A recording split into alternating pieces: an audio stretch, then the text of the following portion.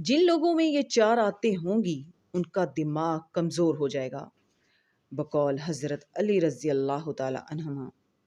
بار بار تیز آوازیں سنتا ہو یا بار بار زور سے بات کرتا ہو، زیادہ اور ہر تھوڑی تھوڑی دیر بعد کھانا کھانے والا، جو انسان جسمانی کام نہیں کرتا اور ایک جگہ بیٹھا یا لیٹا رہتا ہو، جو سیکھنے کی جستجو کو چھوڑ دے اور یہ سمجھنے لگے کہ وہ سب کچھ جانتا ہے۔ آج کی آیات کا ترجمہ شروع کرتے ہیں۔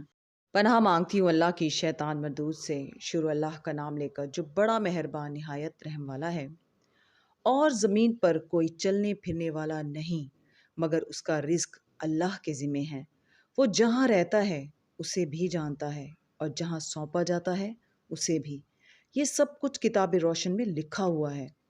اور وہی تو ہے جس نے آسمانوں اور زمین کو 6 دن میں بنایا، اور اس وقت اس کا عرش پانی پر تھا۔ تمہارے پیدا کرنے سے مقصود یہ ہے کہ وہ تم کو آزمائے کہ تم میں عمل کے لحاظ سے کون بہتر ہے۔ اور اگر تم کہو کہ تم لوگ مرنے کے بعد زندہ کر کے اٹھائے جاؤ گے تو کافر کہہ دیں گے یہ تو کھلا جادو ہے۔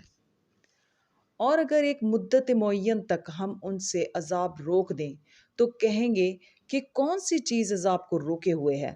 دیکھو جس روز وہ ان پر واقع ہوگا پھر ٹلنے کا نہیں، اور جس چیز کے ساتھ یہ استہزاء کیا کرتے ہیں وہ ان کو گھیر لے گی۔